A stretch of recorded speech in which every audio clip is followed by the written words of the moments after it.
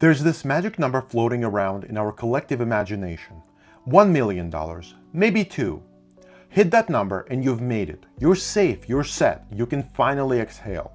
But here's what the history books whisper, what the data intently confirms. Most fortunes evaporate within 3 generations. Not from a catastrophe, not from scandal, they simply dissolve. Because we've been asking the wrong question all along. We ask, how much do I need to be wealthy? When we should be asking, what is wealth actually?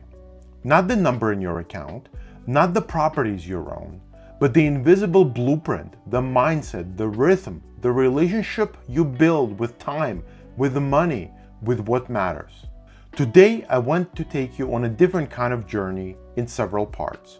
We're going to explore why fortunes slip through fingers like water, why our own minds conspire against our financial freedom, and how to build something that doesn't just survive you, but thrives beyond you, without sacrificing the joy of being alive right now. Let me tell you about Mark. Mark inherited several $million from his grandfather, a man who'd spent 40 years building a manufacturing business from nothing, who drove the same truck for 20 years, who understood the value of every dollar and who could account for every nickel. Now, Mark wasn't reckless. He didn't buy a yacht or a mansion. He wasn't that kind of guy. He just upgraded slowly over the years. A nicer house in a better neighborhood, a car that felt right for someone of his new station, dinners where you didn't instinctively look for the prices on the menu, vacations that felt earned given his new middle management position, a lifestyle that matched what he now had, what his net worth could sustain, or so he thought. And 10 years later, the money was all gone. Not from a market crash, not from a bad investment. It evaporated through 1,000 small, completely reasonable choices, each one justifiable in their own right, each one affordable in the moment, each one slowly draining the well that felt infinite at the start. This is the thing about money that no one tells you. Almost never does it vanish in a flash of stupidity. It seeps away slowly, quietly, bleeding out through the porous walls of lifestyle inflation. For someone of wealth, the road to zero looks like a long, level plateau leading up to a cliff.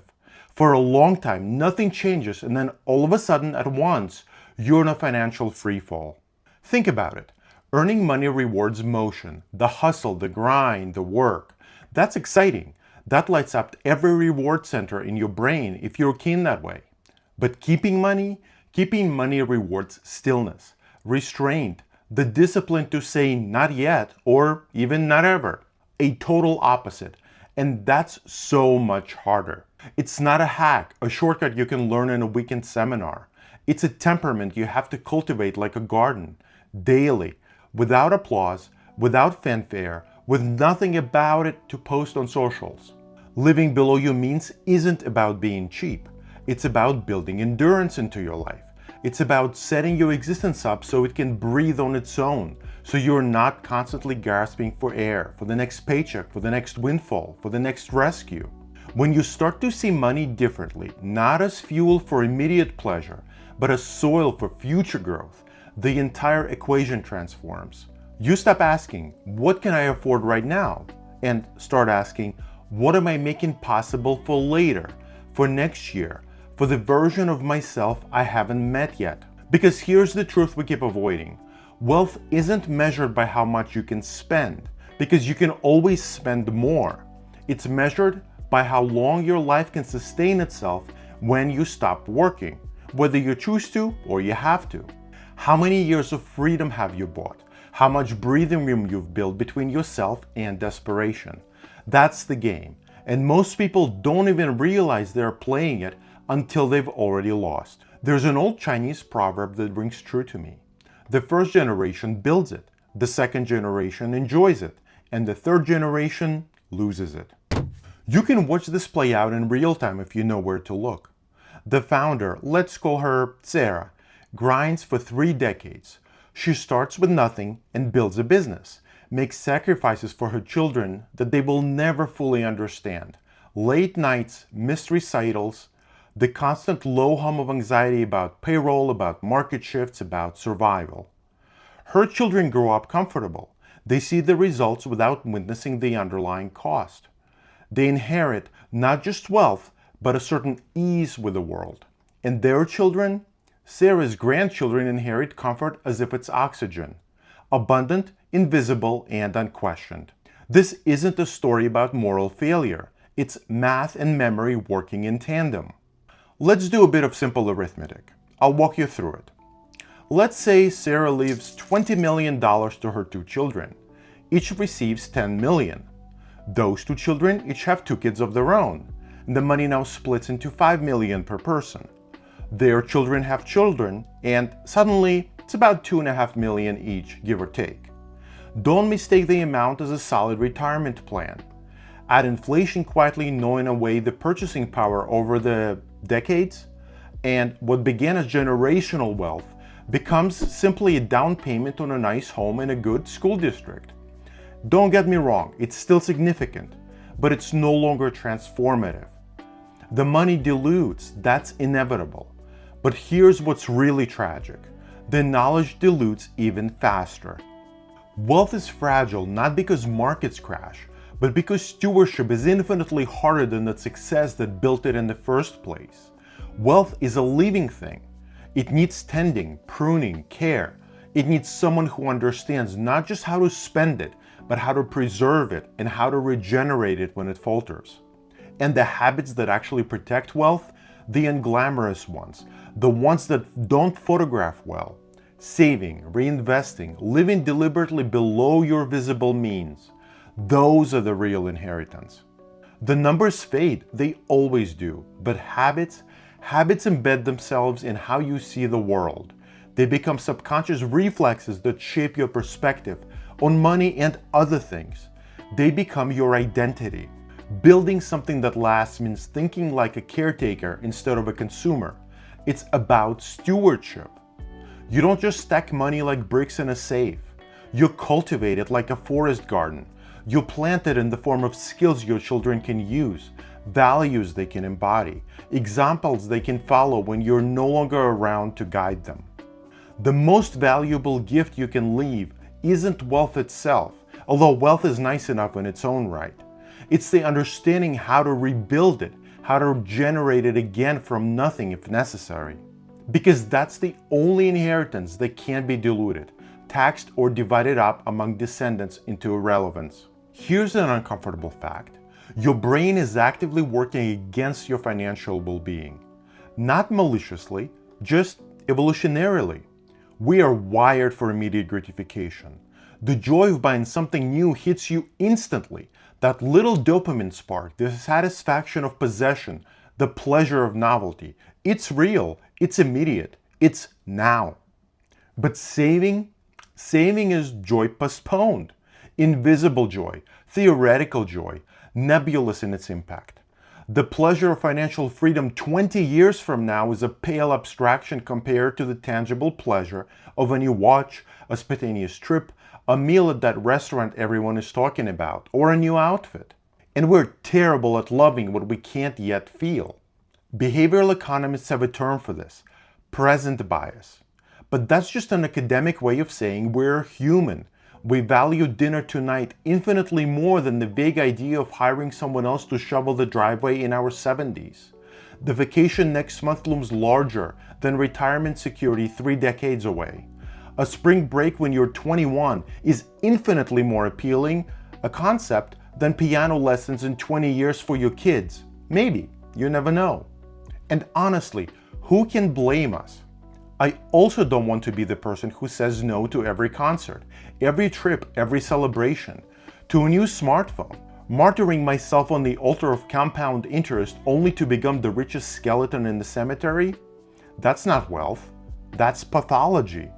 But here's the flip side, and there's always a flip side, isn't there?